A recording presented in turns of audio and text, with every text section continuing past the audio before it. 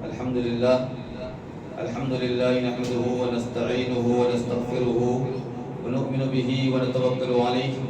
ونعوذ بالله من شرور أنفسنا ومن سيئات أعمالنا من يهده الله فلا مضل له ومن يضلله فلا هادي له نشهد أن لا إله إلا الله ونشهد أن محمدا عبده ورسوله أما بعد فإن خير الحديث كتاب الله وخير الهدي هدي محمد صلى الله عليه وسلم وشر الأمور محدثاتها وكل محدثة بدعة وكل بدعة ضلالة وكل ضلالة في النار. محترم حضرات، سب سے پہلے میں اللہ رب العالمین کا بے انتہا شکر احسان ادا کرتا ہوں جس نے مجھے اور آپ تمام کو اس بابرکت مقام میں جمعہ کے دن حاضر ہونے کو سننے سنانے کی توفیق عطا فرمائی. اللہ تعالیٰ سے دعا ہے کہ اللہ تعالیٰ مجھے اور آپ تمام کو اپنی ساری زندگی میں نیک اعمال کرنے کی توفیق عطا فرمائے اور قرآن اور حدیث پر عمل پیرا ہونے کی توفیق عطا فرمائے. اور اس کے بعد ہمارے آخری پیغمبر آمینہ کے دلالے سرکار دو عالم جناب محمد رسول اللہ صلی اللہ علیہ وسلم پہ لاکھوں درود و سلام ہوں، جنہوں نے بڑی مشکلوں سے بڑی محنتوں سے اللہ کے پیغام کو ہم تک پہنچایا. اس پیغام کے پہنچانے میں ہمارے آخری نبی سرکار دو عالم جناب محمد رسول اللہ صلی اللہ علیہ وسلم کو بہت ساری دقتوں کا سامنا کرنا پڑا، بہت ساری پریشانیوں کا سامنا کرنا پڑا. ان تمام پریشانیوں کے بعد آپ صلی اللہ علیہ وسلم نے اللہ کے پیغام کو ساری دنیا تک پہنچا دیا. محترم حضرات، آج اس مبارک جمعہ کے اندر میں چند باتیں انشاءاللہ یعنی 5 باتوں کا ذکر کروں گا جس پر عمل پیرا ہونے کی وجہ سے امید ہے کہ الحمدللہ یہاں پر بھی ہم کو سکون نصیب ہوگا اور اللہ کے پاس بھی ہم کو سکون نصیب ہوگا. وہ 5 باتیں آپ بھی یاد رکھیں اور جو باتیں یہاں پیش کی جائیں گی اللہ سے دعا ہے کہ اللہ تعالیٰ مجھے اور آپ تمام کو ان باتوں پر عمل کرنے کی توفیق عطا فرمائے. محترم حضرات، سب سے پہلی بات یہ ہے کہ آدمی کو چاہیے کہ سکون کے لیے ایک انسان کے پیدائش کے بعد پیدائش کا مقصد پہلے جاننا چاہیے کہ ہماری زندگی کا مقصد کیا ہے، کہ ہماری زندگی کو اللہ نے کیوں جو ہے ہم کو پیدا فرمایا ہے. اس سلسلے میں مختصر بات کہتے ہوئے آگے بڑھوں گا. قرآن کریم کی آیت ہے وَمَا خَلَقْتُ الْجِنَّ وَالْإِنسَ إِلَّا لِيَعْبُدُونَ، میں نے انسان کو اور جنات کو صرف میری عبادت کے لیے پیدا کیا. اور اس کے بعد انسان کی پیدائش کے بعد اللہ تعالیٰ نے سکون کے لیے اس کی اولاد جو عطا کرتا ہے، اللہ تعالیٰ اولاد کے ذریعے سے اللہ سکون نصیب کرتا ہے. تو یہاں پر قرآن کریم کی آیت ہے کہ اللہ نے فرمایا انما اموالکم و اولادکم فتنہ، بے شک تمہارا مال اور تمہارے اولاد تمہارے لیے فتنہ ہے. تو آدمی کو سکون اگر چاہیے تو انسان کی پیدائش کے بعد اس کا اللہ تعالیٰ نے جو جوڑا نصیب کیا ہے، شادی ہونے کے بعد اس کی اولاد جو اللہ تعالیٰ اس کو عطا کرتا ہے، اللہ تعالیٰ کا جو ہے بہت بڑا احسان ہے کہ اللہ نے کسی کو لڑکے اور کسی کو لڑکیاں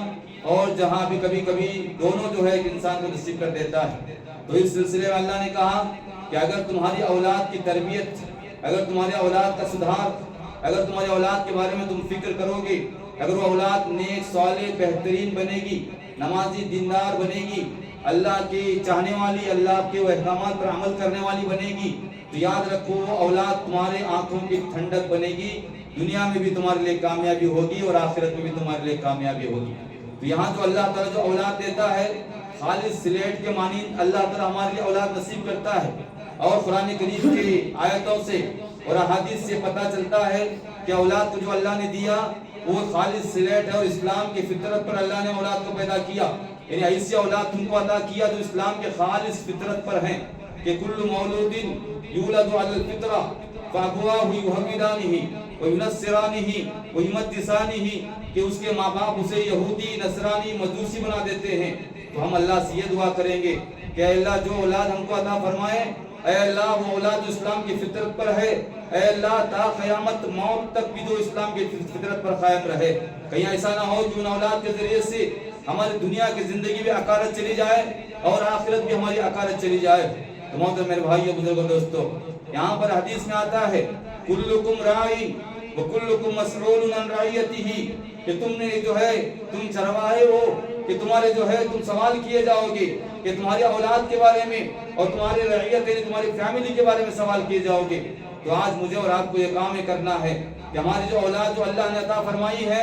اولاد کو نیک صالح بنانے کی کوشش کرنا ہے، اور ہر حال میں، ہر نماز میں اور ہر وقت اپنی دعاؤں میں اپنی اولاد کے نیک بننے کے لیے دعائیں کرتے رہنا ہے، کیونکہ اولاد کا نیک ہونا تمہارے لیے یہاں پر بھی جو کامیابی ہے، اور اللہ اپنے پاس بھی کامیابی رکھا ہے۔ اور اس کے بعد اولاد کے نیک ہونے کے لیے ایک شرط بتائی گئی کہ جیسے آج کل نعوذ باللہ بہت سارے افراد ایسے ہیں جو رشتے تلاش کرتے ہیں، تو ان کی سوچ ہوتی ہے کہ مالدار کا رشتہ ہو، ان کی سوچ ہوتی ہے کہ بڑے جو ہے پیمانے اور بڑے بلڈنگ محلات کی رہنے والی لڑکی ہو، اور ایسا خیال ہوتا ہے کہ اس کا باپ مالدار ہو، اگر ہم شادی کریں گے تو ہماری بیوی مالدار بن کر آئے، ہماری زندگی کامیابی میں چلی جائے گی، کامران ہو جائے گی۔ یہ سوچ جو ہماری چھوٹی سی سوچ ہے، اس سوچ کی بنیاد پر ہم جو ہے غلط خاندان سے، ہم جو ہے بددین عورتوں سے نکاح کر لیتے ہیں، اس کے بعد ہماری حالت کیا ہوتی ہے؟ نہ دنیا کامیاب ہے نہ آخرت کامیاب ہے۔ تو یہاں پر اللہ کے نبی صلی اللہ علیہ وسلم نے کہا کہ عورت سے اگر نکاح کرنا ہے تو 4 چیزوں کی بنیاد پر نکاح کرنا ہے۔ اگر ان 4 چیزوں کو بنیاد بنایا جائے تو یاد رکھو میرے بھائیوں، اللہ تعالیٰ آپ کی دنیا کو سنوارے گا، آپ کی اولاد بہترین نیک بنائے گا، آپ کی اولاد کو قابل بنائے گا انشاءاللہ۔ تو اللہ کے نبی صلی اللہ علیہ وسلم نے فرمایا تنکح المرأة لأربع،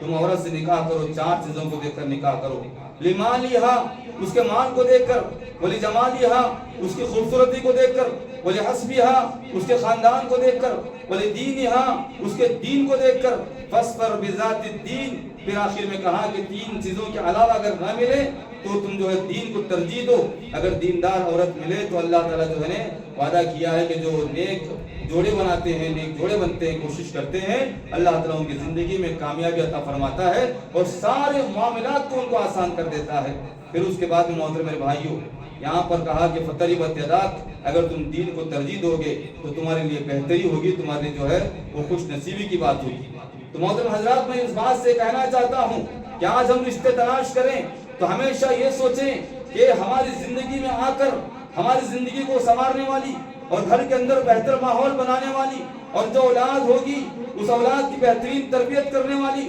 اولاد کو قابل بنانے والی، اولاد کو اللہ کی طرف متوجہ کرنے والی، اولاد کو نمازی بنانے والی، اور اولاد کو دیندار بنا کر خود کی بھی دنیا کامیابی کے لیے حاصل کرنے والی اور اپنے شوہر کو بھی کامیاب بنانے والی ایسی عورت کی ہم کو تلاش کرنا ہے، کیونکہ دنیا کبھی ہاتھ کا محل ہے، اس ہاتھ میں کبھی محل جو ہے کبھی ٹکتا نہیں ہے۔ دولت آتی ہے تو کبھی انسان کے پاس باقی نہیں رہتی ہے، نصیب کی بات ہے کہ دولت اگر کسی کے پاس باقی رہے یہ ہاتھ کا محل ہے، لیکن دینداری کو اگر ترجیح دیں تو یاد رکھو اللہ تعالیٰ اپنی دنیا یہاں بھی سکون میں رکھے گا اور اللہ اپنے پاس بھی سکون میں رکھے گا انشاءاللہ۔ اور اس کے بعد میں یہ بھی کہنا چاہتا ہوں اولاد کے نیک ہونے کے لیے، اولاد کا نیک ہونا بہت بڑی بات ہے۔ اولاد کا نیک ہونا آنکھوں کی ٹھنڈک ہے۔ اولاد کو دیکھ کر جو بہترین اولاد ہوگی اس اولاد کو دیکھ کر ماں باپ کو سکون ملے گا۔ ابھی جوانی میں آپ کو احساس نہیں ہوتا، لیکن جوانی ڈھل جانے کے بعد میں جب آپ کا بڑھاپا آئے گا، آپ کے اولاد کو دیکھ کر آپ کو، اگر اولاد نیک ہے، اگر اللہ کی جو ہے اللہ کے لیے عمل کرنے والی ہے، ایسی اولاد کو دیکھ کر آپ کو سکون ملے گا انشاءاللہ۔ تو یہاں پر ابراہیم علیہ السلام کی ایک مثال دیتے ہوئے آگے بڑھنا چاہتا ہوں میرے بھائی۔ ایک پیغمبر ابراہیم علیہ السلام جس کی مثال قرآن نے دی، عام آدمی کی نہیں دی، جہاں پر شادی ہونے کے بعد 80 سال تک اولاد نہیں، 80 سال تک بار بار وہی دعا کرتے، کیا دعا کرتے؟ رب حب لی من الصالحین، اے اللہ مجھے اولاد دے، لیکن اولاد دے تو نیک اولاد عطا فرما۔ ہم لوگ صرف اولاد کی دعا مانگتے ہیں کہ اللہ اولاد دے، کوئی لڑکا بھی رہے لڑکی بھی رہے، ہاں بس عزت کی جو ہے بات ہے۔ اگر اولاد نہیں ہوئی تو لوگ کیا بولیں گے، نام مرد بولیں گے، الگ الگ باتیں کریں گے۔ آدمی سوچتا ہے کہ اگر اولاد مجھے نہیں آئی، نہیں ہوئی تو میں بدنام ہو جاؤں گا، تو صرف اولاد کی دعا مانگتا ہے۔ حالانکہ چاہیے کہ ہمیشہ پیغمبروں کی مثال دی گئی کہ اولاد مانگے تو نیک اولاد کی مانگے۔ اور اس کے بعد میرے بھائیوں، نوجوانوں، دوستوں، آپ سے یہ بھی بات عرض کرنا چاہتا ہوں، اگر اولاد نیک چاہتے ہیں، شادی جو ہے یہ مقصد نہیں کہ ہم انجوائے کریں، شادی مقصد نہیں کہ ہم جو سکون حاصل کر کے دنیا میں عیش و آرام کریں، شادی سکون بھی ہے اور جو اسے رزق ملتا ہے۔ کوئی کاروبار کرتے ہیں، کوئی معاملات کرتے ہیں، آپ چاہتے ہیں کہ کاروبار میں فائدہ حاصل ہے، آپ چاہتے ہیں کہ کاروبار عمدہ رہے، آپ چاہتے ہیں کہ کاروبار بہترین فائدے والا رہے، تو آپ عورت سے جب ملاقات کرتے ہیں تو وہاں پر جناب محمد رسول اللہ صلی اللہ علیہ وسلم نے دعا سکھائی کہ اللہم جنب الشیطان وجنب الشیطان ما رزقتنا، کہ اے اللہ مجھے اس شیطان کے پھندے سے بچا لے، اس شیطان کے بلاپ سے بچا لے مولا۔ میں جب میری بیوی سے ملاقات کرتا ہوں حلال طریقے سے، تو یہاں پر اگر دعا کی جائے، اگر نیت خالص رہے، یاد رکھو اللہ کی قسم کھا کر کہتا ہوں کہ اللہ تعالیٰ ان نوجوانوں کو نیک اولاد نصیب کرے گا، نیک رزق انشاءاللہ اس کا انتظام ہوگا، بہترین اولاد ہوگی جو قیامت کی صبح تک نیک عمل کرے گی، اور اس کا ثواب آپ تک تمام کو جو ہے قطع قیامت پہنچتا رہے گا۔ تو یہاں مختصر وقت بالکل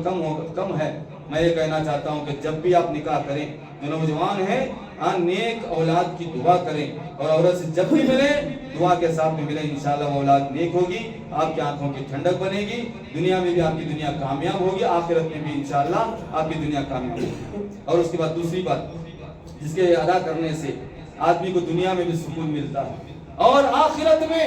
اپنی موت کے بعد میں یہاں پر سکون تو سکون یہی ہے، لیکن موت کے بعد بھی اللہ اس کو سکون عطا فرماتا ہے۔ اور دوسری بات ہے کہ جو ہے نماز کی پابندی ہے، نماز فرض قرار دی گئی ہے۔ لوگ آج کل کیا سمجھ بیٹھے ہیں کہ جمعہ نماز ادا کر لیے چلے گئے، بس ہمارا کام ختم ہو گیا، نعوذ باللہ، اللہ معاف فرمائے۔ آج اذانیں ہوتی ہیں، آج ہمارے کان اس اذان کو سنتے ہیں، اللہ کے پاس جواب دینا پڑے گا کہ اذان ہوتی ہے اپنے کاروبار کے لیے نکلتا ہے، اذان ہوتی ہے اپنے خواہشات پورے کرنے کے لیے نکلتا ہے، اذان ہوتی ہے اپنے گھر کے معاملات پورے کرنے کے لیے جاتا ہے۔ یاد رکھو اللہ کی قسم کھا کر کہتا ہوں، جو آدمی نماز کی پابندی نہ کرے، اس آدمی کی ساری دنیا میں جو بھی کام کرے اللہ خیر و برکت کبھی عطا نہیں کرے گا، اس کے کمائی میں خیر و برکت نہیں ہوگی، اسے کبھی سکون اور شانتی نہیں ملے گی۔ اگر پہاڑوں کے برابر، یاد رکھو یہ بات، پہاڑوں کے برابر بھی اگر جو نیکیاں کرے، پہاڑوں کے برابر بھی کمائی کرتا ہو، اگر اس کے پاس خزانے ہیں، لیکن اگر اس کے اندر نماز کی پابندی نہیں، اللہ وقت پر نماز نہیں پڑھتا ہے، ایسے اوقات میں اس کے لیے اللہ تعالیٰ خیر و برکت نہیں دیتا۔ تو یہاں پر کہا قرآن کریم کی آیت ہے، آج کل مدد مانگنا ہے تو کس سے مانگنا ہے، اور طریقہ بتایا گا نماز کیا وہ جو طریقہ بتایا گیا مدد مانگنے کا، وہ آپ کو میں آپ کے سامنے عرض کرنا چاہتا ہوں، میں بھی اس پر عمل کروں، آپ بھی اس پر عمل کریں۔ قرآن کریم کی آیت جو آپ کے سامنے پڑھنا چاہتا ہوں، قرآن کریم کی آیت یہ ہے کہ یا ایھا الذین آمنوا استعینوا بالصبر والصلاۃ، اے وہ لوگوں جو ایمان لے آئے ہو، ایمان لانے والوں ہوئی کو جو اللہ تعالیٰ خیر و برکت دینا چاہتا ہے، تو اللہ نے کہا یا ایھا الذین آمنوا استعینوا، اے وہ لوگوں جو ایمان لائے ہو تم مدد مانگو اللہ سے صبر کے ساتھ میں اور نماز کے ساتھ۔ نماز پڑھو، آپ نماز کے لیے آئے، ظہر نماز پڑھے، عصر پڑھے، مغرب پڑھے، فوراً دعا مانگے، اور آپ کی دعائیں قبول نہیں ہو رہی ہیں۔ آدمی لوگ کہتے ہیں کہ 5 سال سے نماز پڑھ رہا ہوں، 10 سال سے نماز پڑھ رہا ہوں، لیکن کوئی مسئلہ حل نہیں ہو رہا ہے۔ تو اللہ نے کہا کہ نماز کے ساتھ ساتھ صبر بھی کرنا بہت ضروری ہے، اور صبر اتنا صبر جس طرح کہ میں نے مثال دی آپ کو کہ ابراہیم علیہ السلام کی کہ 80 سال تک انہوں نے دعا مانگی تھی، 80 سال تک، اس کے بعد میں اللہ نے ان کو اولاد دی۔ اور ایسے ایسے پیغمبروں کی مثال آپ کے سامنے ہے کہ ایوب علیہ السلام کی مثال بھی آپ کے سامنے ہے، تقریباً اللہ خیر کرے 18 سال تک بیمار تھے، 18 سال۔ کتنے سال؟ 18 سال بیمار ہیں، بدن میں جو ہے کیڑے پڑے ہوئے ہیں، جو ہے پریشانی کا عالم ہے، ساری نعمتیں چھین لی گئی ہیں، لیکن اس کے بعد بھی ان کے زبان سے کبھی اللہ کے ناشکری کے الفاظ نہیں تھے، کبھی انہوں نے کوئی شکایت نہیں۔ آخر لفظ ان کا تھا اللہ مجھ پر رحم فرما، یہ لفظ تھا۔ 18 سال تک ان کی آزمائش چلی۔ ہم اور آپ کیا ہیں؟ ہم کون سے کھیت کے مولی ہیں بتاؤ؟ تو ہم کو صبر کرنا ہے اور ہمیشہ نماز کی پابندی کرنا ہے۔ قرآن کریم کی آیت میں آخری لفظ کیا تھا؟ ان اللہ مع الصابرین، بے شک اللہ تعالیٰ صبر کرنے والوں کے ساتھ۔ اور اس کے بعد میں حدیث کی بات ہے جو آپ کے سامنے عرض کروں، کہا جناب محمد رسول اللہ صلی اللہ علیہ وسلم نے، میرے بھائیوں، کہا اقرب ما یکون العبد من ربہ وهو ساجد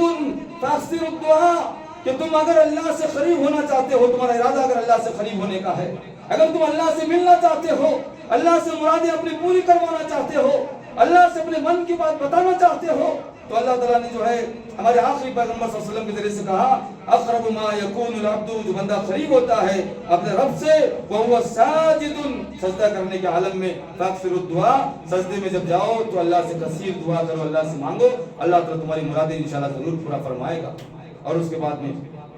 نماز 5 وقت پڑھنے کے لیے نہیں کہا گیا، ذرا توجہ فرمائیں، نماز 5 وقت پڑھنے کے لیے نہیں کہا گیا میرے بھائیوں، نماز کو قائم کرنے کے لیے کہا گیا۔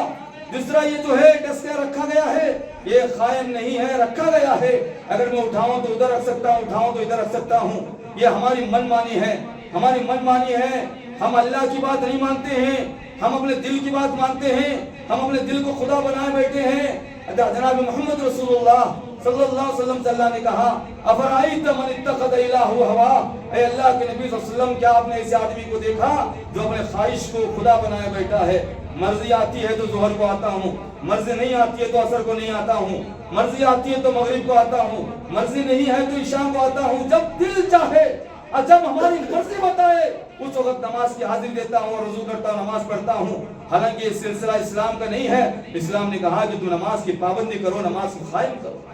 صبح کی نماز کا ٹائم ہو گیا، میں آپ کو مثال دے رہا ہوں، صبح کی نماز کا ٹائم ہو گیا، اذان ہو رہی ہے، آپ سوئے ہیں، تھکان بہت زیادہ ہے، مؤذن پکار رہا ہے، حی علی الصلاۃ حی علی الفلاح کی صدائیں آ رہی ہیں، لیکن آپ کا دل بول رہا ہے ارے بھائی تھکا ہوا ہے، تھوڑا 10-15 منٹ سو جا، ایک آدھا پونا گھنٹہ سو، اس کے بعد آرام سے تو نماز پڑھ لینا، کوئی بات نہیں ہے۔ ایک نماز چک جائیے تو کیا ہونے والا ہے؟ یہ شیطان انسان کو سلاتا ہے،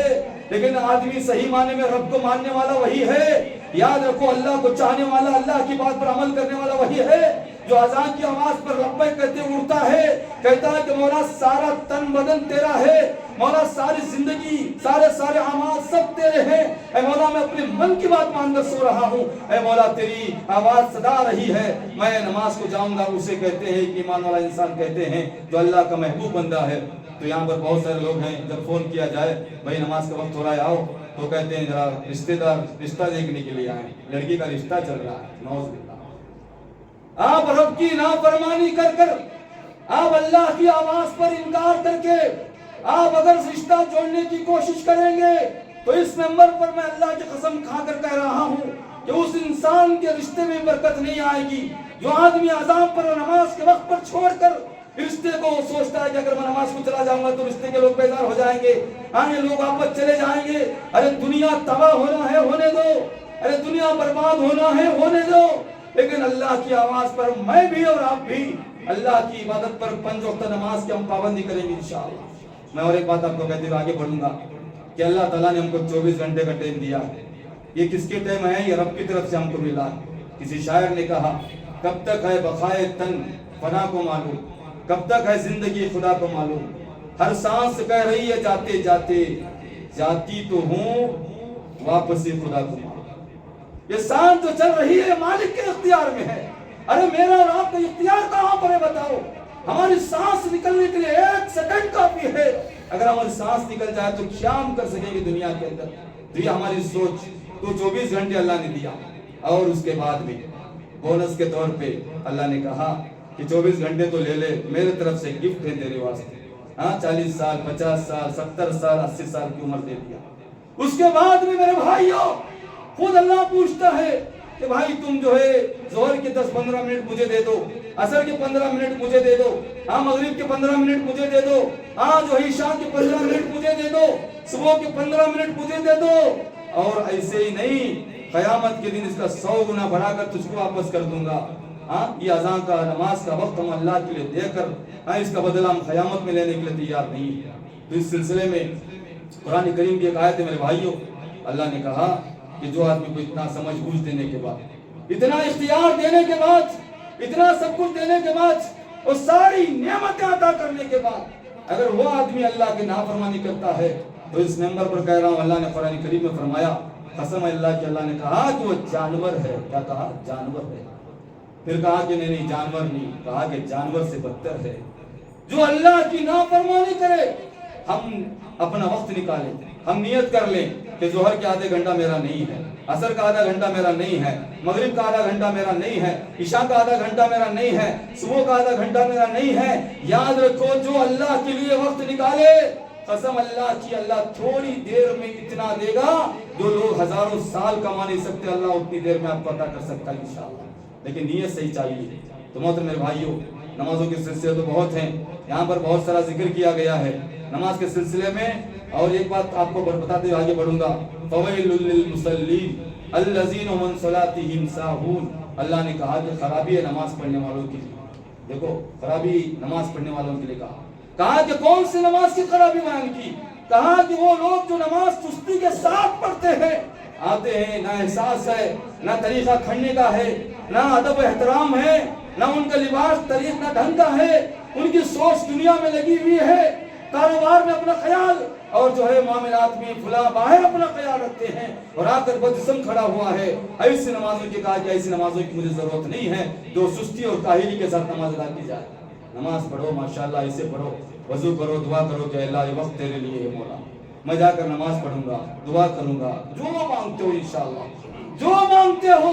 قرآن کریم کا وعدہ ہے کہ جو مانگو گے اللہ انشاءاللہ تم کو عطا کرے گا، لیکن شرط ہے کہ خالص نیت اللہ کے لیے مانگی جائے، خالص اللہ کے لیے مانگی جائے۔ اور تیسری بات سکون، دیکھو نماز اگر پڑھیں گے یہاں بھی سکون، اللہ کا کرم، بہت بڑا فضل اللہ کا کہ مسجد اتنی عالیشان بنائی جاتی ہے، وضو کے لیے پانی کا انتظام کیا جاتا ہے، اور آپ کے لیے فین اور اے سی کا انتظام کیا جاتا ہے، اور تمہارے لیے باتھ روم کا انتظام کیا جاتا ہے۔ اتنے سارے انتظام کرنے کے بعد بھی آدمی کو سکون یہاں ملتا ہے۔ سکون اس دنیا کے اندر مسجد سے بڑھ کر کوئی سکون کی جگہ نہیں ہے۔ تو اتنا سکون کی جگہ چھوڑ کر اگر ساری دنیا میں اگر آپ پھرتے رہیں، ساری دنیا کی دولت لانے کی کوشش کریں، قسم ہے اللہ کی، اس کو سکون کبھی حاصل نہیں ہوگا جو اللہ کے سکون کو یہاں مسجد کو چھوڑ کر جو ہے آدمی سکون کو باہر تلاش کرتا ہے۔ محترم حضرات، اس کے بعد تیسری بات جو سکون کی ہے، یہاں پر قناعت پسندی کی ہے، قناعت پسند ہونا چاہیے۔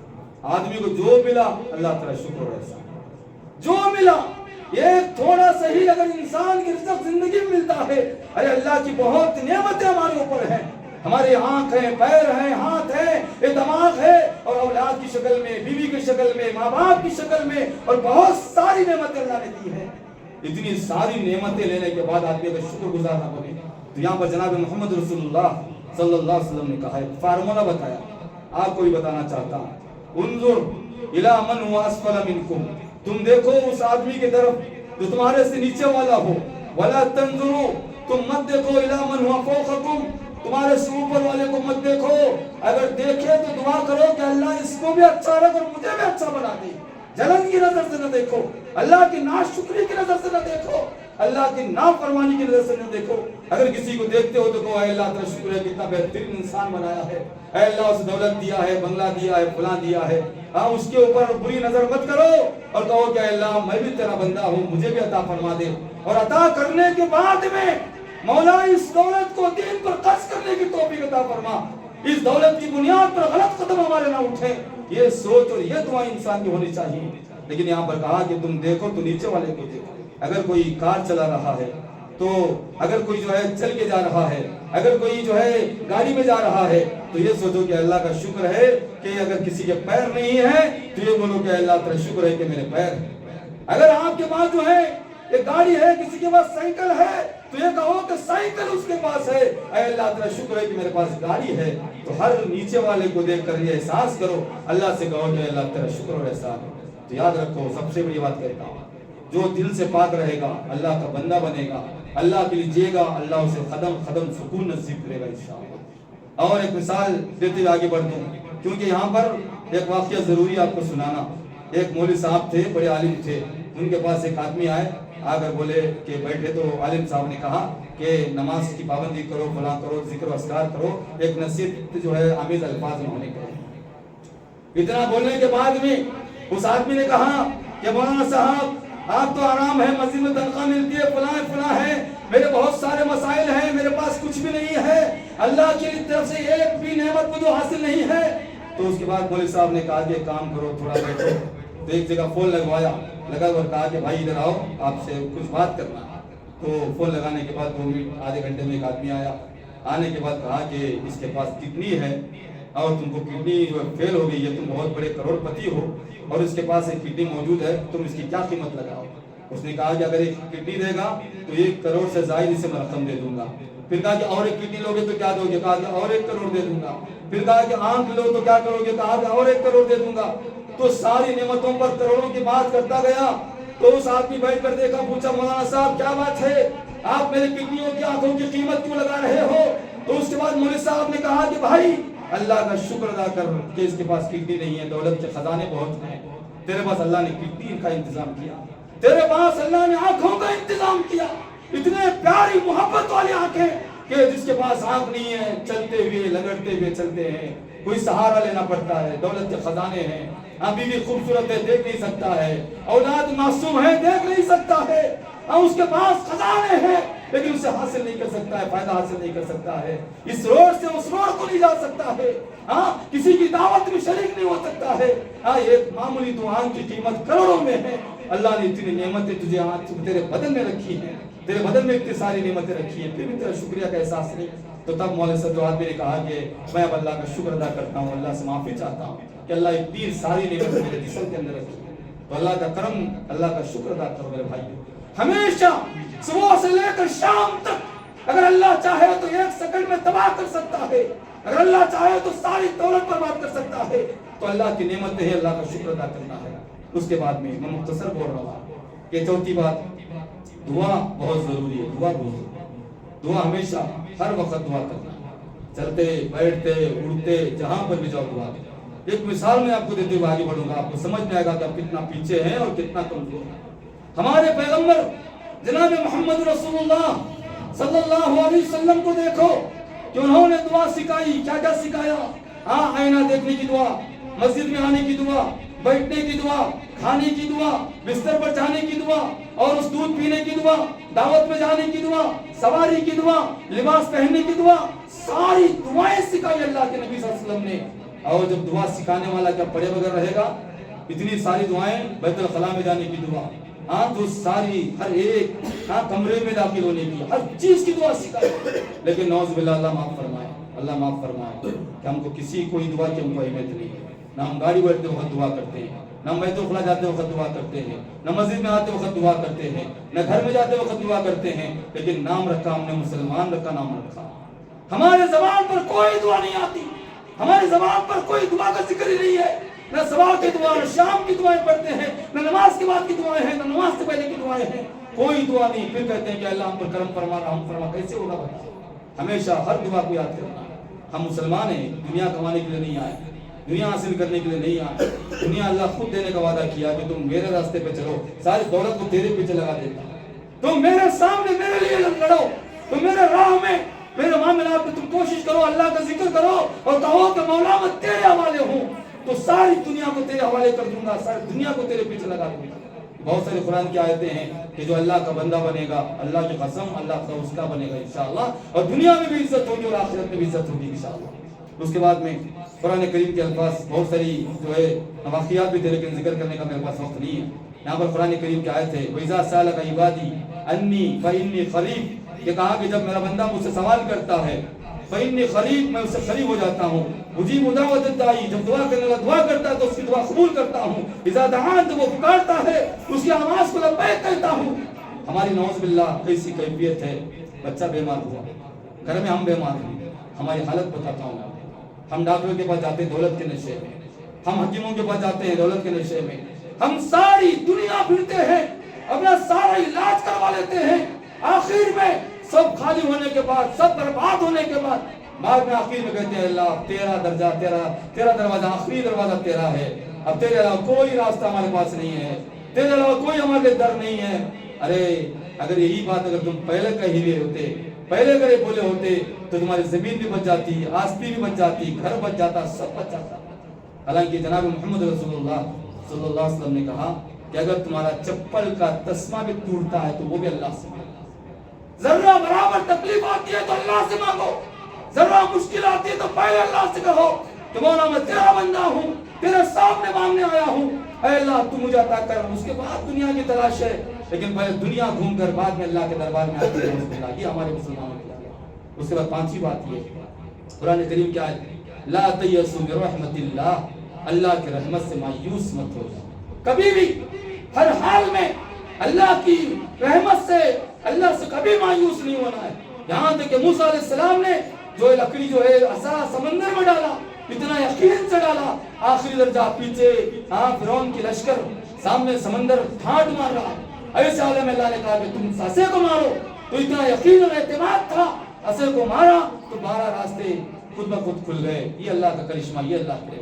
پانچویں بات جو آخری بات ہے، یہ دعا کرو گے تو آپ کو سکون ملے گا اور اللہ کے بعد میں سکون ملے گا انشاءاللہ۔ اس کے بعد اخلاص کا ہونا بہت ضروری ہے، سارے چیزوں کا جڑ اور بنیاد۔ اخلاص اگر ہوگا تو آپ کو انشاءاللہ دنیا میں بھی سکون ملے گا، اور اللہ کے بعد بھی اس کا سکون نصیب ہوگا۔ اخلاص مطلب یہ ہے کہ جو بھی کام کرو خالص للہ کے لیے کرو، اللہ کی مرضی کے لیے کرو۔ کسی کو ہنسانے میں کیا ہے، کسی کو خوش کرنے میں کیا ہے، ہاں میرے بیوی بچوں کو خوش کرنے میں کیا ہے، ارے جماعت والوں کو خوش کر کے بڑا بننے میں کیا ہے، ارے گاؤں کے اندر لوگوں کو اپنا تعارف پیش کر کے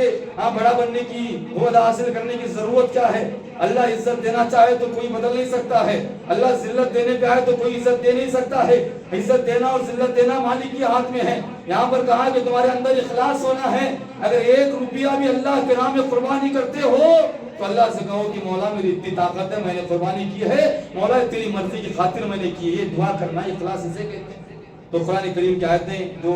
میں آپ کو ایک بات بتاتے ہوئے بات آگے بڑھوں کہ اگر پہاڑوں کے برابر نیکیاں ہمارے ہوں، اگر ہمارے نیکیاں پہاڑوں کے برابر ہوں، اللہ کے پاس جائیں گے۔ اگر اخلاص نہیں ہوگا، حدیث میں آتا ہے کہ اس ہاتھ سے دو تو اس ہاتھ کو معلوم نہ ہو۔ کیا بولا؟ اس ہاتھ سے دو تو اس ہاتھ کو معلوم نہ ہو۔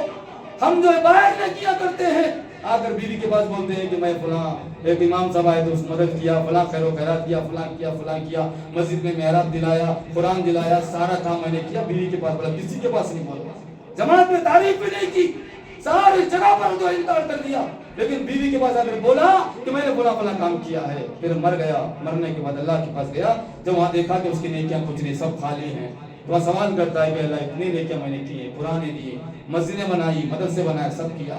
تو وہاں پر جواب یہ آئے گا جب تم مرا تو تیری بیوی سارے جماعت کے سامنے بولی کہ میرے شوہر اتنا کیا،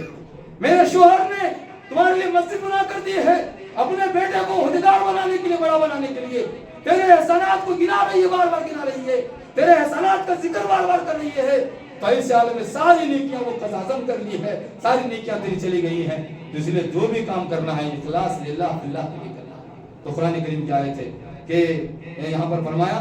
کہ قرآن کریم میں جو قربانی کرتے ہیں لَن يَنَالَ اللَّهَ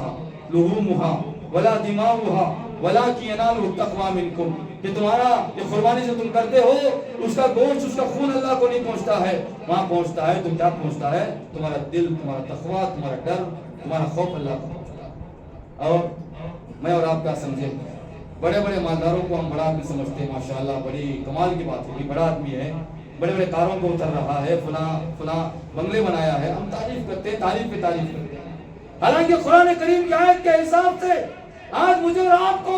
سب سے بہتر، سب سے بہترین جو بننا ہے، ہم ہر کام کو اللہ کے لیے کرنا ہے، تاکہ جو ہے سب سے کامیاب آدمی وہ ہے کہ قد افلح من تزکا، جو وہی کامیاب ہوا جو اپنے آپ کو پاک کیا، وہی آدمی کامیاب، دنیا کو جو ہے دکھانے والا، دنیا کے پاس پیش ہونے والا کامیاب ہے۔ یہاں پر وقت میرے پاس جو ہے مکمل ختم ہو گیا ہے۔ 3 آدمی جو اللہ کے پاس محفوظ ہوں گے اور ان کو زمین کے تل گھسیٹ کر جو ہے جہنم میں ڈال دیا جائے گا۔ ایک عالم ہوگا، دوسرا مالدار ہوگا، تیسرا شہید ہوگا۔ مختصر ہے، میں آپ کو بتا رہا ہوں کہ عالم کو گھسیٹتے ہوئے زمین جو ہے آج جہنم کی طرف لے جایا جائے گا۔ عالم بولے گا، اے مولا میں نے بڑے بڑے خطاب دیے، مولا میں نے بڑے بڑے جو درس دیے، مولا میں نے ساری دنیا کے سامنے ہزاروں ویڈیو ریکارڈ کر کے میں نے پیش کیے، ساری دنیا کو میں نے فائدہ پہنچایا۔ تو اللہ کہیں گے سب کچھ تو نے کیا، سب کچھ تو نے کیا، لیکن تیرے دل میں ایک کھوٹ تھی کہ لوگ تجھے بہت بڑا عالم بولے،